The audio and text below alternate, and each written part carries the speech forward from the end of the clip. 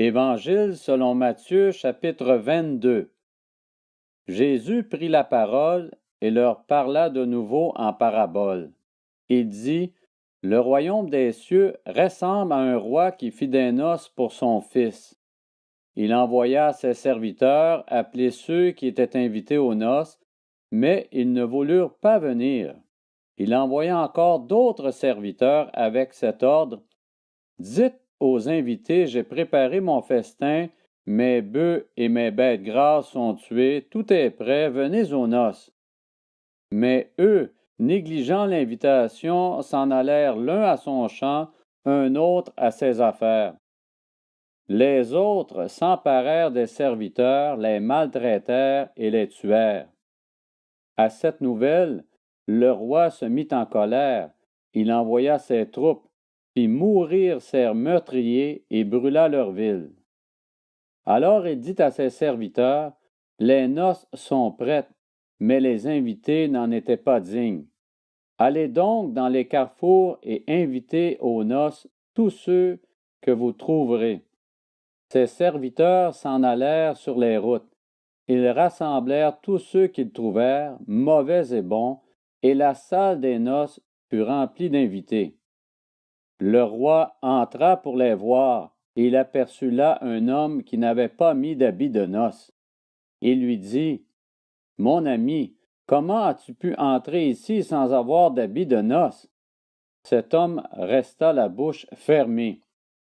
Alors le roi dit au serviteur, Attachez-lui les pieds et les mains, emmenez-le et jetez-le dans les ténèbres extérieures où il y aura des pleurs et des grincements de dents. En effet, beaucoup sont invités, mais peu sont choisis. Alors les pharisiens allèrent tenir conseil sur les moyens de prendre Jésus au piège de ses propres paroles. Ils envoyèrent vers lui leurs disciples avec les Hérodiens. Ils lui dirent, Maître, nous savons que tes paroles sont vraies et que tu enseignes le chemin de Dieu en toute vérité, sans te laisser influencer par personne, car tu ne regardes pas à l'apparence des personnes. Dis-nous donc ce que tu en penses. Est-il permis ou non de payer l'impôt à l'empereur? Mais Jésus, connaissant leur méchanceté, répondit, Pourquoi me tendez-vous un piège hypocrite? Montrez-moi la monnaie avec laquelle on paie l'impôt. Ils lui présentèrent une pièce de monnaie. Il leur demanda de qui portait l'effigie et l'inscription. De l'empereur, lui répondirent-ils. Alors il leur dit, Rendez donc à l'empereur ce qui est à l'empereur et à Dieu ce qui est à Dieu. Étonnés de ce qu'ils entendaient, ils le quittèrent et s'en allèrent. Le même jour, les Sadducéens qui disent qu'il n'y a pas de résurrection vinrent trouver Jésus et lui posèrent cette question. Maître, Moïse a dit, si quelqu'un meurt sans enfant, son frère épousera la veuve et donnera une descendance à son frère. Or, il y avait parmi nous 7 frères. Le premier s'est marié et est mort, et comme il n'avait pas d'enfant, il a laissé sa femme à son frère.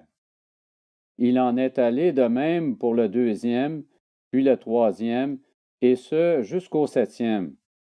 Après eux tous, la femme est morte aussi. À la résurrection, duquel des 7 sera-t-elle donc la femme? En effet, tous l'ont épousée. Jésus leur répondit, Vous êtes dans l'erreur, parce que vous ne connaissez ni les Écritures, ni la puissance de Dieu. En effet, à la résurrection, les hommes et les femmes ne se marieront pas, mais ils seront comme les anges de Dieu dans le ciel. En ce qui concerne la résurrection des morts, n'avez-vous pas lu ce que Dieu vous a dit? Je suis le Dieu d'Abraham, le Dieu d'Isaac et le Dieu de Jacob. Dieu n'est pas le Dieu des morts, mais des vivants. La foule qui écoutait fut frappée par l'enseignement de Jésus. Les pharisiens apprirent qu'il avait réduit au silence les Sadducéens. Ils se rassemblèrent et l'un d'eux, professeur de la loi, lui posa cette question pour le mettre à l'épreuve. Maître, quel est le plus grand commandement de la loi? Jésus lui répondit, Tu aimeras le Seigneur ton Dieu de tout ton cœur, de toute ton âme et de toute ta pensée. C'est le premier commandement et le plus grand. Et voici le deuxième qui lui est semblable. Tu aimeras ton prochain comme toi-même. De ces deux commandements dépendent toute la loi et les prophètes. Comme les pharisiens se trouvaient rassemblés, Jésus les interrogea en ces termes. Que pensez-vous du Messie? De qui est-il le fils? Ils lui répondirent de David. Et Jésus leur dit, Comment donc David, animé par l'Esprit, peut-il l'appeler Seigneur lorsqu'il dit, Le Seigneur a dit à mon Seigneur, Assis-toi à ma droite, jusqu'à ce que j'aie fait de tes ennemis ton marchepied. Si donc David l'appelle Seigneur, comment peut-il être son fils? Aucun ne put lui répondre un mot, et depuis ce jour, personne n'osa plus lui poser de questions.